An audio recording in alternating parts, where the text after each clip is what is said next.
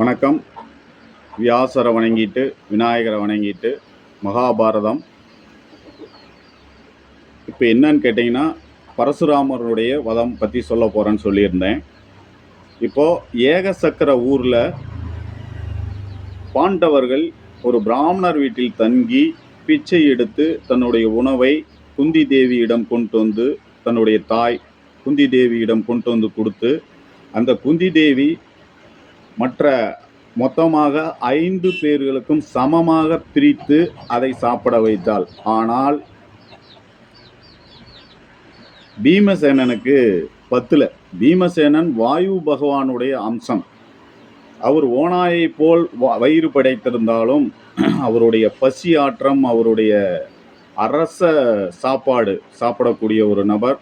மிகுந்த நிறைய சாப்பிடுவார். அதிநவீன பலசாலி, தேக பலம் கொண்டவர். எல்லாத்த விடையும் அவருக்கு அதிகமாக சாப்பாடு தேவைப்பட்டது. அதனால் கொஞ்சம் அதிகமாகவே பீமசேனனுக்கு கொடுத்தாங்க. இருந்தாலும் அவருக்கு சாப்பாடு பத்தல. குந்தி தேவியும் யுதிஷ்டனும் ரொம்ப கவலைப்பட்டாங்க. சாப்பாடு பத்தலைங்கிறதுனால உடம்பு இழைச்சி அப்படியே ஓடா தேஞ்சி போயிருந்தார். என்ன பண்ணார், ஏகசக்கர ஊரில் ஒரு குயவனிடம், அதாவது மண்பானை செய்யக்கூடியவரிடம் நண்பனாக்கி கொண்டு, அவரை நண்பனாக்கிக்கிட்டு அவருக்கு மண் வெட்டி கொடுக்கறது, பானை செய்யறதுக்கு உதவி பண்ணுறது, இது மாதிரிலாம் பண்ணிக்கிட்டு இருந்தார். அந்த குயவர் என்ன பண்ணார் அப்படின்னு கேட்டிங்கன்னா, அவருக்கு ஒரு பெரிய பானையை பண்ணி கிஃப்டாக கொடுத்தார். எனக்கு இது மாதிரிலாம் நீ உதவி பண்ணியிருக்கிற, என்கிட்ட மணிலாம் கிடையாது, இந்த பானையை வச்சுக்கோ, உனக்கு யாசகம் பண்ணுறதுக்கு உண்டான நிறையா சாப்பாடு கிடைக்கும், அதை வச்சு நீ சாப்பிட்டுக்கோ அப்படின்னு சொல்லிட்டு அவர் ஒரு பானையை கொடுக்குறார். அந்த பானையை எடுத்துக்கிட்டு இவர் யாசகம் பண்ண போகிறார். யாசகம் என்றால் பிச்சை.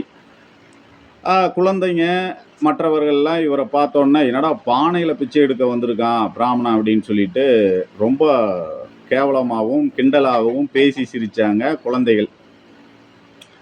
இதை கண்டு ரொம்ப மன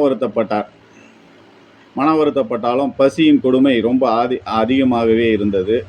அதனால் தேகங்கள் இதெல்லாம் ரொம்ப அதிகமாக இருந்தது.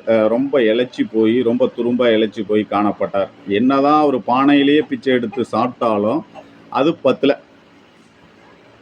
அப்புறம் ஒரு நாள் அந்த பிராமணர் வீட்டில் ஒரு அழுகுரல் கேட்டது. அன்னைக்கு பீமசேனன் எங்கேயுமே பிச்சை எடுக்க போகல. குந்தி தேவியோடைய தன்னுடைய அம்மாவோடைய அப்படியே உட்காந்துட்டாரு. அப்படி இருக்கிறப்போ ஒரு அழுகுரல் கேட்டுக்கிட்டே இருந்துச்சு, ஒரு பெண்ணுடைய அழுகுரல். என்னடா அப்படின்னு சொல்லிட்டு உள்ளே போய் பார்த்தா, அந்த பிராமணருடைய மனைவி அழுதுகிட்டே இருந்தாங்க. மீதி அடுத்த வீடியோவில் பார்ப்போம். தேங்க்யூ. எப்படியெல்லாம் இவங்க கஷ்டப்பட்டுக்கிட்டு இருக்காங்கன்னு பாருங்கள். இன்றைய தினம் ரொம்ப நம்மளுடைய அரசனை தேர்ந்தெடுக்கக்கூடிய எல்லாரும் ஓட்டு போட்டுக்கிட்டு இருப்பீங்க. அந்த ஓட்டு நம்மளுடைய அரசனை தேர்ந்தெடுக்கக்கூடிய நாளாக இன்றைய தினம் இருக்கிறது. 5 ஆண்டு ஆட்சி புரிந்து அந்த கடைசியில் நம் பொதுமக்கள் எல்லாம் ஓட்டு போட்டு ஒரு அரசனை தேர்ந்தெடுக்கிறோம். இப்போ எல்லாரும் ஓட்டு போட்டுக்கிட்டு இருப்பீங்க. அவங்களுடைய மனநிலைமைக்கும் அவங்களுடைய செயல்பாடுகளுக்கும் தகுந்த மாதிரி ஒரு ஓட்டு போட்டுக்கிட்டு இருக்கீங்க. இந்த ஓட்டு போட்டு கொண்டு இருக்கிற அத்தனை மக்களுக்கும் கொடான கொடி நன்றிகளை தெரிவித்து கொண்டு மீண்டும் மீதியை அடுத்த வீடியோவில் பார்க்கும் வரை அமைதியாக இதை கேட்கலாம். இன்றைய தினம் கொஞ்சம் எல்லாரும் ஜாலியாக இருப்பீங்க. இதை கேளுங்க. இன்னும் சற்று நேரத்தில் மீதியை சொல்லிவிடுகிறேன். தேங்க்யூ.